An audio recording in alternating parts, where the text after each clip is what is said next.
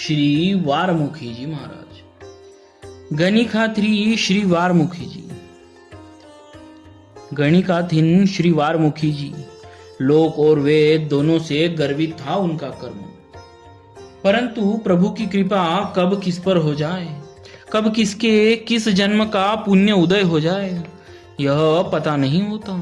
श्री वारमुखी जी भी यह नहीं जानती थी कि आज मेरे किस सौभाग्य का उदय हुआ। एक वेश्या के द्वार पर साधु, कहीं ऐसा न हो कि मेरा परिचय पाकर महात्मा लोग चले जाए। दक्षिण देश की उस गणिका ने नगर से लौटकर देखा कि उसके द्वार के सम्मुख पीपल के पेड़ के नीचे चबूतरे पर वैष्णव संतों ने आसन रखा है। धूनी जल रही है। छत्ता गाड़ कर उसके नीचे ठाकुर जी का सिंहासन लगा दिया है। साधुओं में कोई चंदन घिस रहा है, कोई पार्षद पूजा पात्र मल रहा है और कोई तिलक कर रहा है। वेश्या ने सोचा कि मैं इनका आतिथ्य करने योग्य तो हूं नहीं, मेरा अन्न भला साधु कैसे ग्रहण करेंगी। वह भीतर गई। एक चांदी की थाली में जितनी स्वर्ण मुद्राएं आ सकी उसने लाकर ठाकुर जी के सामने थोड़ी दूरी पर रख दिया। मैया, तू कौन है? एक साधु ने पूछा। इतना द्रव्य श्रद्धा से अनजान स्त्री का निवेदन करना कम आश्चर्यजनक नहीं था। आप और चाहे जो पूछे, परंतु मेरा परिचय न पूछे। उसने मुख नीचा करके प्रार्थना की। साधु से भय की क्या बात है? महात्मा ने आग्रह किया। मैं महानीच हूं महाराज, मेरे पापों का कोई हिसाब नहीं। संभवतः मुझे देखकर नरक के जीव भी घृणा करेंगे। पाप ही मेरा जीवन है, शरीर को बेचकर मेरी जीविका चलती है। रोते हुए उसने कहा, ले जा अपना थाल।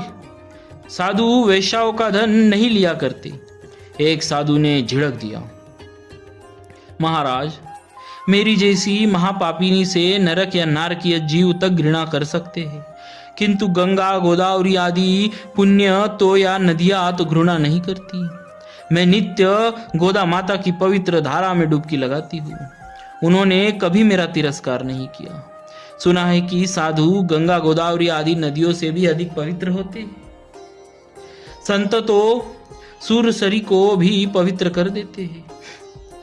आप यदि मुझसे घृणा करेंगे तो फिर कौन पतितों का उद्धार करेगा? मेरा दुर्भाग्य।